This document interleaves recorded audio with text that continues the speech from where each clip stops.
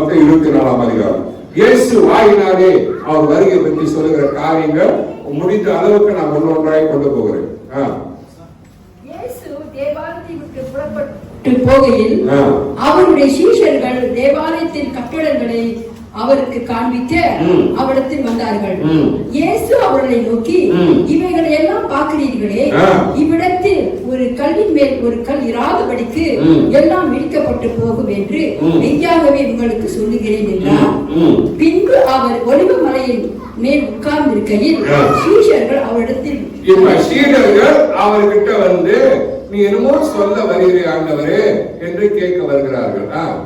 பின்பு அவர் ஒலிவ மலையின் மேல் உட்கார்ந்திருக்கையில் சீஷர்கள் அவரிடத்தில் தனித்து வந்து, இவைகள் எப்போது சம்பவிக்கும்? உங்களுடைய வருகைக்கும் உலகத்தின் முடிவுக்கும் அடையாளம் என்ன? உங்களுடைய வருகைக்கும் உலகத்தின் முடிவுக்கும் அடையாளம் என்ன? யாருக்கிட்ட கேட்கிறாங்க? நீதிபரன், பரிசுத்த தேவன் அந்த ராஜாவை பார்த்து கேட்கிறாரு. இது எப்போது நடக்கும்? இது எப்போது வரும்? நீர் எப்போது வருவீர்? நீ வரும் பொழுது என்ன அடையாளங்கள் இருக்கும்? அப்படின்றால் இவர்கள் எல்லாம் இயேசு வருவார் என்று பூர்ணமாய் நம்புகிறார். இயேசு ஒரு நாள் எடுத்துக்கொள்ளப்படுவார், அடுத்தது இயேசு வருவார் என்று பூரணமாய் அவர்கள் நம்புகிறார். இருக்கீங்களா இல்லையா? இருக்கீங்களா இல்லையா? அப்போது இயேசு அவர் மனம் திறந்து அவரிடத்துல பேசுகிறார்.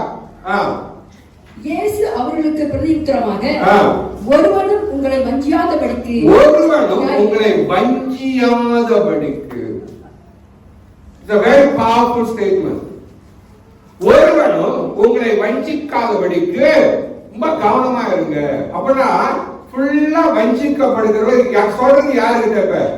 கிறிஸ்துவை நம்புகிறவர்கள், கிறிஸ்துவை அறிந்தவர்களிடத்துல, ஞானஸ்தானம் எடுத்தவர்கள் மத்தியில. ரைட்டா இல்லையா? இப்ப அவங்க அப்போ சிஷியர்கள் ஞானஸ்தானம் எடுத்தாங்களா இல்லையா? எடுத்தாங்களா இல்லையா?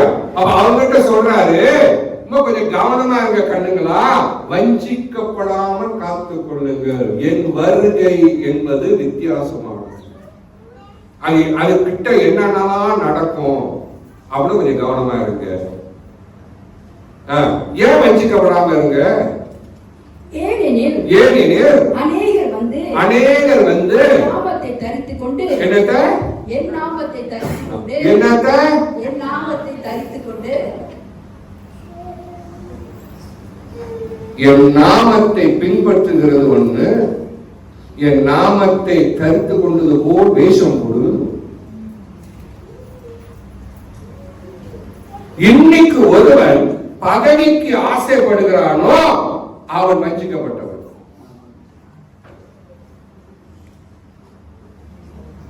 Very simple. ரொம்ப கஷ்டப்பட வேண்டாம். எது சரி எது தப்பு? நீதி என்கிறது வேற, மோகம் என்கிறது வேற. இன்னைக்கு ஒருவன், ப்ளீஸ் forgive me, நல்ல ரொம்ப பாசஸ்ல ரொம்ப சந்தோஷம் இருக்கு. இன்னைக்கு ஒருவன் சிலருக்கு மேலாக தன்னை உயர்த்தி, நான் உன்னோடு உயர்ந்தவன் என்று இன்றைக்கு காமிக்கின்றானோ அன்று அவன் விழுந்தவன். நீங்க யார பத்தி யோசிக்க வேண்டாம். பாசஸ் இருக்கீங்க, அந்த ஆளா இந்த ஆளா ஒந்த ஆளா வேணாம், நீ சரியா இருக்கு. எவனை பத்தி யோசிக்க மாட்டேன். ஆவியானவர் என் உள்ளத்தை புடம் எடுக்க வேண்டும். நான் அவர்களுக்கு தெரிந்திருக்க வேண்டும். அவர் பத்தி தெரியும். நாளுக்கு நாள் அவரை பத்தி தெரிஞ்சுக்கணும். என் ஜீவனோட நாளெல்லாம் அவரை மட்டும் தான் தெரிஞ்சுக்கணும். அவரை தான் தெரிஞ்சுக்கணும். அவரை தவிர வேற யாரையும் நான் தெரிஞ்சு கொள்ள விரும்பவில்லை. இரவானாலும் பகலானாலும் அவரை பற்றி தான் எனக்கு தெரிய வேண்டும். அவரை கண்டு கொள்கிற இன்பம், அவரை நாளுக்கு நாள் தியானிக்கிறத இன்பம், அந்த இன்பத்தை வைரத்துக்கு சொல்லுவேன். அதை கேட்டுக்கொண்டு வர யாரும் என்னை போல் மாறி கர்த்தருக்குள் வருவார்.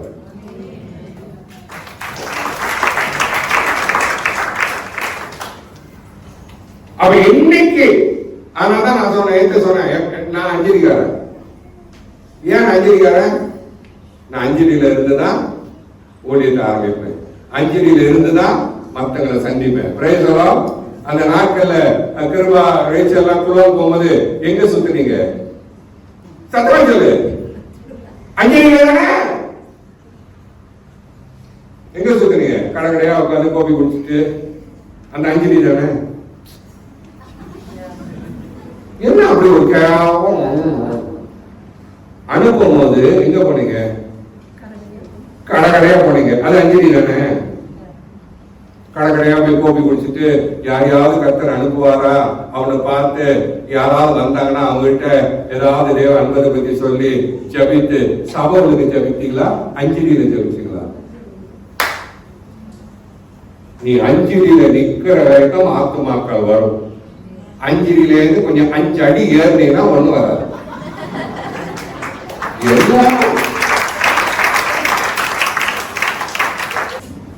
சரி, இப்ப ஆண்டவர் சொல்லுகிறார், எச்சரிக்கையா இருங்க, கவனமா இருங்க. ஏனெனில் அநேகர் வந்து என் நாமத்தை தரித்துக் கொண்டு நானே கிறிஸ்து என்று என்ன பாரு, வல்லமை போடுகிறது, பேய் ஓடுகிறது, பிசாசு ஓடுகிறது, ஐயா எல்லாம் பின்னாலே ஓடுங்க. ஓ, இவர் வந்துட்டாரு, வல்லமையான ஒரு அதிசயமான ஒரு வல்லமை, அதிசயம் எல்லாம் அவருக்கு மட்டுமே சொந்தம். அவரே அதிசயமானவர். இயேசு ஒருவரே அதிசயமானவர். அந்த அதிசயத்துக்கு மேல எந்த அதிசயமானதும் இல்லை. இருக்கீங்களா இல்லையா? அப்ப எல்லா அதிசயமும் நடக்கும். திடீர்னு அற்புத அடையாளம் நடக்கும். கர்த்தர் செய்தால் அது வேற. வந்து ஆராதனை நிக்கணும், பரிசுத்த ஆவியானவரை இறங்கணும், மக்கள் விடுதலை பெறணும். அந்த அதிசயங்களை பார்த்து கூட்டம் வந்துகிட்டே இருக்கும். ஜேசுக்கு சோம்புற விசுவாசம் வருது, அதை நான் விரும்பல. ஏன்னா அது ஒரு காலம். இப்ப ஆராதனையில வந்து நின்னாவே ஜபிக்கும் போது, ஆராதிக்கும் போது பிசாசுகள் ஓட வேண்டும், வியாதிகள் சுகமான. ஐயா, ரொம்ப கஷ்டப்பட்டு வந்தேன், ஆனா ஜெபம் பண்ணும் போது எனக்கு வியாதி சுகமானது. என் கண்ணில் திறக்கப்பட்டது. இருந்த கட்டி காணா போச்சு. வீட்டை போய் பார்க்கிற அந்த கட்டியே காணா போச்சு. அப்படியாப்பட்ட சாட்சிகள் உண்டாக வேண்டும். ஒரு மனிதனாக அல்ல, தேவனுடைய ராஜ்யத்தின் மகிமை அறிந்து செயல்பட வேண்டும். இருக்கீங்களா? கையில தெரியும். அவ ரொம்ப கவனமாக சொல்லுகிறது என்ன? மறுபடியும் வாசிங்க. ஏனெனில் அநேகர் வந்து என் நாமத்தை தரித்துக் கொண்டு நானே கிறிஸ்து என்று சொல்லி அநேகரை வஞ்சிப்பார்கள். சோ ஏன் சொல்லுகிறாரு? கொஞ்சம் கவனமா இருங்க. வாரது போறதெல்லாம் நம்பாதீங்க. கிறிஸ்துவ சொல்லி ஆறுதெல்லாம் நம்பாதீங்க. உறுதியா நெல்லுங்க, நீதியா நெல்லுங்க. இருக்கீங்களா இல்லையா? என்னோட சேர்ந்து மத்தேயு 6:33 போகும். முதலாவது தேவனுடைய ராஜ்யம். முதலாவது ஒரு விசுவாசியோட வேலை என்ன? தேவனுடைய ராஜ்யத்தை தேடு. சபை தேடுதல். இங்க இருக்கு நல்ல சபை, இந்த சபை சரியில்லை, இந்த ரெஸ்டாரண்ட் சரியில்லை. சபை தேடுறது விசுவாசியின் ஒண்ணு. தேவனுடைய ராஜ்யத்தை தேடும் பொழுது அப்போது என்ன ஆகும்? உன் உள்ளத்திலே நீதி உண்டாகும். நீ கடவுளை மட்டும் தேடுற, கடவுளை மட்டும் நீ நம்பி இருக்கிற. அக்கத்து பக்கத்துல எப்படி இருக்காங்க, என்ன பண்றாங்க, என்ன ஒழுக்குறாங்க, எப்படி வராங்க, என்ன பேசுறாங்க, அதை நீ பார்க்காதபடிக்கு கவனமாயிரு. உன் இதயம் உன் மனவாளனை மட்டும் பார்க்குது என்றால் உன் உள்ளத்திலே நீதி வளராது. தேவனுடைய ராஜ்யத்தையும் அதனுடைய நீதி வாசிக்கும். அவருடைய நீதியும் தேடுங்கள். அவர் தேவனுடைய ராஜ்யம், அந்த ராஜ்யமான அவருடைய நீதியை தேடு. இந்த டிக்டாக்ல இருக்கிறதா நீங்க கேட்க வேண்டிய அவசியம் இல்லை. ஏன்னா இன்னைக்கு நீங்க அவரை மட்டும் தேடுறீங்க. பொண்ணை தேடல, பொருளை தேடல, பணத்தை தேடல, சம்பாதிக்க தேடல, பிசினஸ் தேடல. தேடக்கூடாதுன்னு இல்லை. நான் வரேன். சில பேர் சொல்லுவாங்க, உங்களுக்கு இந்த இன்னும் ஐஸ்வர்யம் தேவையில்லை, பணம் தேவையில்லை, நகை நட்டு தேவையில்லை. அதெல்லாம் செலவல்ல. ஐயோ, அதெல்லாம் செலவல்ல. அதெல்லாம் பின்னால வரும். லைன்ல வரும். ஆனா தேவனுடைய ராஜ்யத்தை, ஏன்னா நீங்க அடுத்தது நீங்க போகும்போது அவருடைய ராஜ்யத்துக்கு, அப்ப அவரோட ராஜ்யம் இங்க வரணும்னா அங்கே நீதி மலர வேண்டும். நீதி மலர வேண்டும். யாரை பத்தி அவன் இவன் எவனை பத்தி பேசுறான்? நீ உன்னை வளர்த்துக்கொள். ஆல் திஸ் இயர்ஸ் என்னை வளர்த்துக் கொள்வதில் தான் நான் நாட்டம் செலுத்துகிறேன். ஏன்னா எது நடந்தாலும் அவருக்கும் எனக்கும் இருக்கிற உறவு பாதிப்பு வரவே.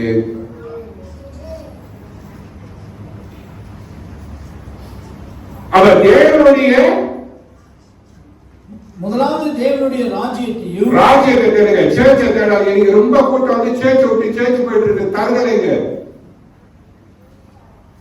எனக்கு இந்த சேர்ச்சி பிடிக்கல, இந்த பாசம் பிடிக்கல. சேர்ச்சை தேடாத. அதுங்களுக்கு சொல்லிக் கொடுங்க. தேவனுடைய ராஜ்யத்தை தேடுங்க. நீ தேவனுடைய ராஜ்யத்தை பிடித்து கொண்டா நீ எங்கேயும் அலைய வேண்டிய அவசியம் இல்லை. இறந்த இடத்திலே கனி கொடுப்பார். லேரா இருக்கா இல்லையா? அப்ப ஒரு ஜனல் அங்கங்க ஓடிட்டு இருக்குன்னா அங்க விட்டுக்கு வரைக்கும் வளராம கிடக்குதுங்க. வளர்ச்சி இல்ல. God is not with them. If God is there, they will sit in one place. ஐயோ, என்ன நடந்தாலும் நிலைத்து நிற்பேன். நிலைத்து நிற்கிற கூட்டம் அது.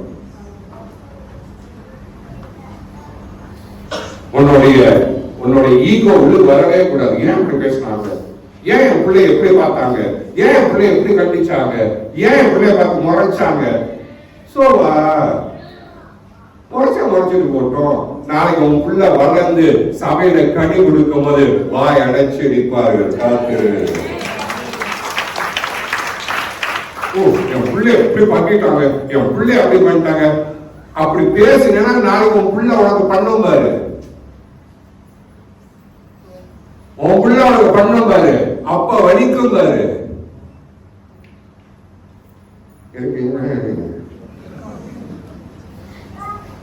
இருக்கீங்களா இல்லையா? உன் பிள்ளைய பண்றாங்களா? இன்னும் அதை ஜபத்துல இருடா, பைபிள் வாசிடா, கடவுள்கிட்ட சொல்லுடா. இப்படி பண்ணிட்டாங்களா? நீ ஜெபம் பண்றா.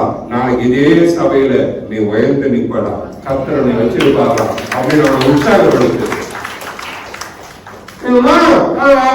அந்த அம்மா நீ பார்த்து ஒரு மாதிரி சொல்லிட்டாங்கன்னு சொல்லி நீனா அந்த பிள்ளை நாசம் நாசம். அது வந்து சொல்லும் போதே உடலும் ஒரு வாசம். பிள்ளைங்க வந்து கம்ப்ளைண்ட் பண்ணும் போது என்ன கொடுக்கணும்? என்ன கொடுக்கணும்? வாசம் கொடுக்கிறீர்கள் என்றால் அம்சமா புரியுதா? சின்ன சின்ன காரணத்துக்கெல்லாம் மூஞ்சி தீட்டு ஏன் இப்படி நீ என் பிள்ளைய மட்டும் ஒரு மாதிரி பார்த்துட்டு அதெல்லாம் உன் நினப்பு, உன் பொழப்பு, உன் கேடு கட்ட எண்ணமும் இதயமும் விட்டு பார். என் கைகளிலே வளரும் பார் தங்கம் போல.